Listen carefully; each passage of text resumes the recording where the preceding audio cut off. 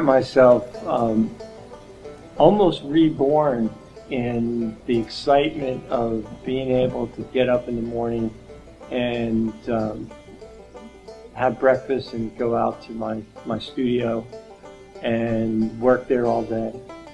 And it's liberating, exciting. It's even more than that. It's hard to put a finger on it, but it gives you a whole new life and energy.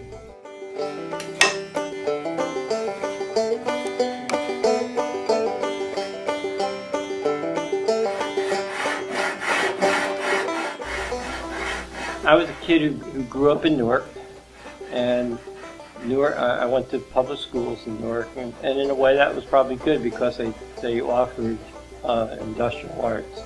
Growing up in Newark, I was able to take some woodworking, take some drafting, and then I went to Montclair State.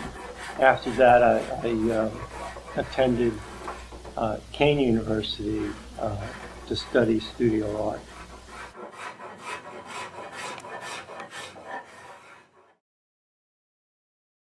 Once I'm clear with what the clients want, I then begin to do a lot of thumbnail sketches. I first draw an outline to scale, and then I take tracing paper in long strips, and I just superimpose the tracing paper over the scale drawing, and I just start to sketch, and I never have a complete idea in my head before I start sketching. I think that's the kiss of death. And then I start to use the scissors and cut some apart and post some up on the wall. And in about a 3 to 4 hour session, I have a real good idea of where I want to go.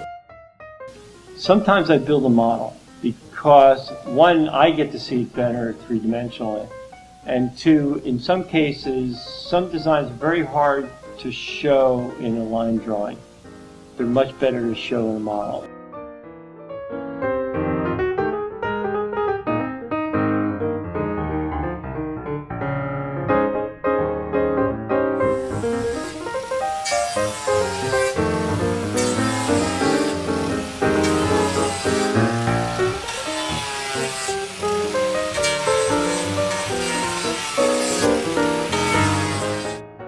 A lot of times my carved pieces are employing a technique that we call stacking. And stacking is kind of like brickwork.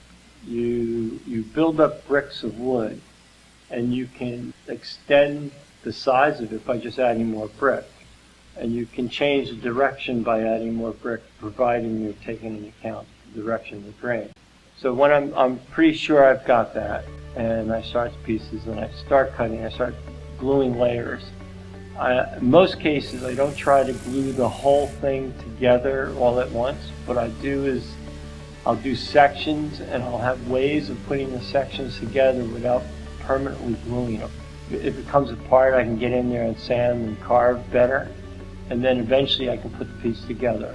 And then when I'm really close to final shaping, that's when I'll glue it permanently.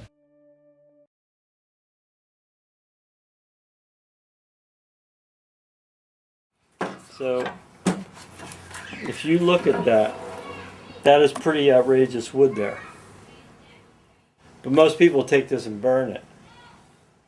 And I try not to do it. I try to save those pieces. Well, I get asked this all the time. What kind of work do you do? And I usually say it's rather hard to explain without seeing pictures.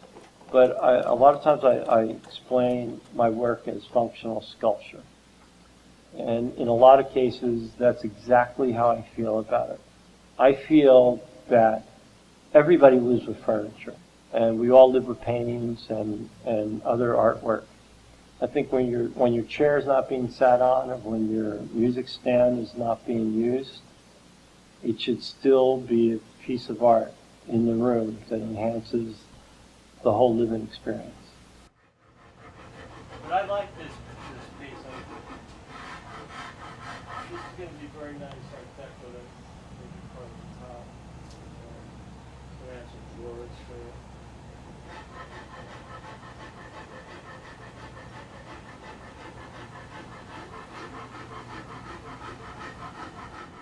Something like that, I would put it a mirror. I would slice that in two and get a left side, right side. So I get that grain. And that grain is pretty special. And this all comes off of firewood. These pieces I saved from somebody's firewood. So you can't burn that. and it works.